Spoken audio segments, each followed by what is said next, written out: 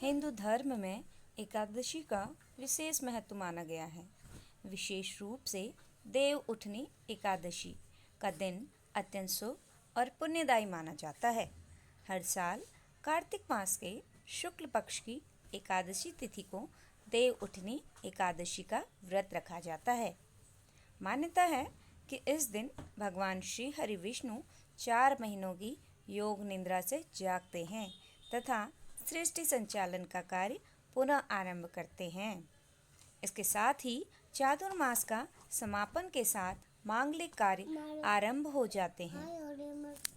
देव उठनी एकादशी के दिन भगवान विष्णु को जगाने के साथ व्रत रखने का विधान है।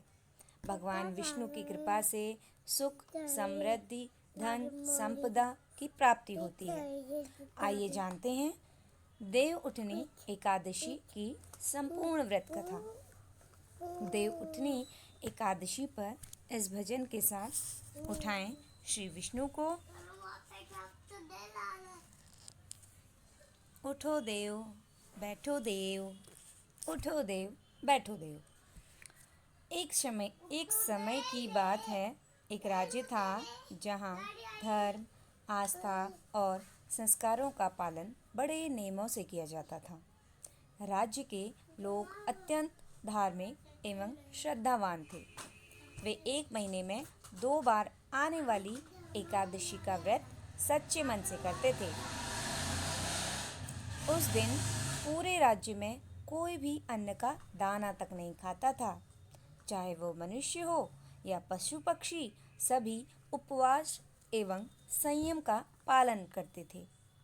इसी राज्य में एक बार दूसरे नगर से एक व्यक्ति नौकरी की तलाश में आया। वह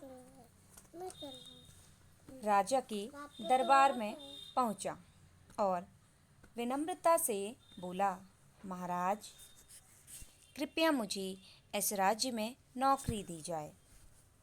राजा ने उसके भाव और ज़रूरत को समझते हुए कहा, नौकरी तो मिल जाएगी, किंतु हमारे राज्य में रहने के लिए एक नियम है। हर माह 2 एकादशी व्रत होते हैं। इन तिथियों पर पूरे राज्य में किसी को भी अन्न नहीं मिलता। सभी व्रत रखते हैं और फलाहार करते हैं। यदि तुम यह नियम स्वीकार करते हो तभी यहाँ रह सकते हो और नौकरी प्राप्त कर सकते हो। व्यक्ति ने बिना विचार किए कहा, महाराज, मैं आपकी शर्त स्वीकार करता हूँ। वह प्रसन्न था कि उसे रोजगार मिल जाएगा। कुछ समय बाद एकादशी आ गई।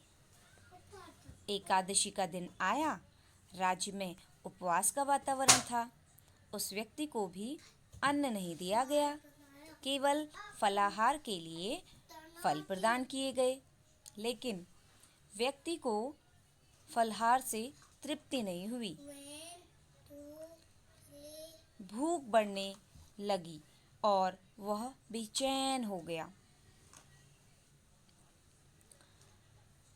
वह सीधे राजा के पास पहुंचा और बोला, महाराज, फल खाकर पेट नहीं भर रहा। पेट भरता भी नहीं है। कृपया मुझे अन्न दे दें, वरना भूख से मेरे प्राण चले जाएंगे। राजा ने उसे पुनः नियम समझाया, परंतु वह व्यक्ति लगातार खाना मांगता रहा। अंततः राजा को दया आ गई और उन्होंने उसे आटा, दाल, चावल, नमक आदि सामग्री अन्न पकाने के लिए दे दी।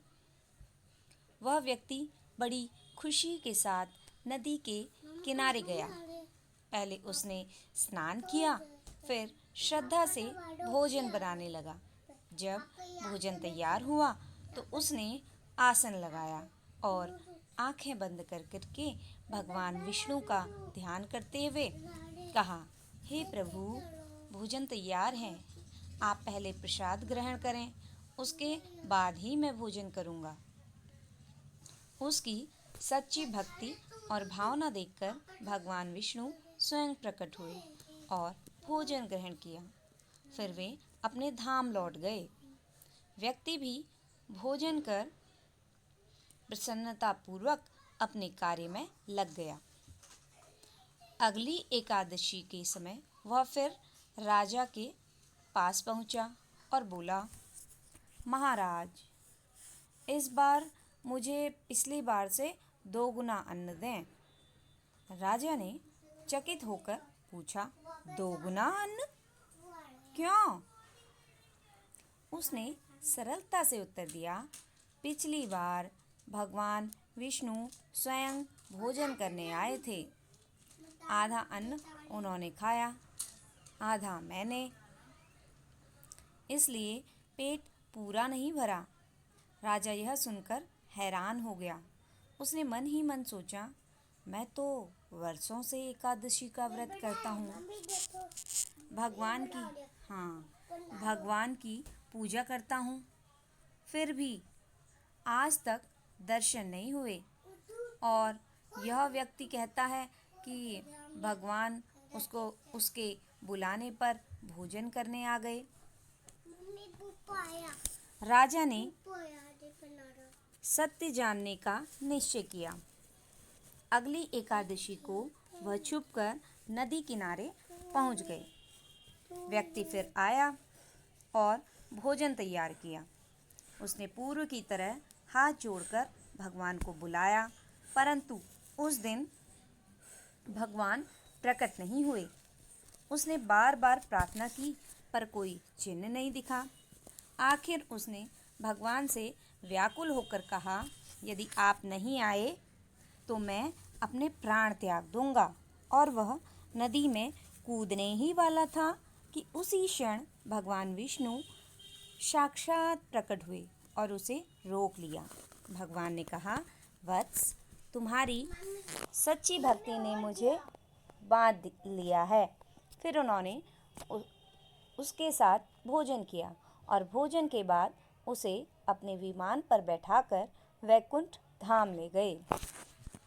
यह दिव्य दृश्य देखकर राजा की आंखें खुल गई। उसे समझ आ गया कि व्रत का मूल्य केवल बाहरी आडंबर में नहीं, बल्कि शुद्ध मन, सच्ची भावना और निष्कपट भक्ति में है।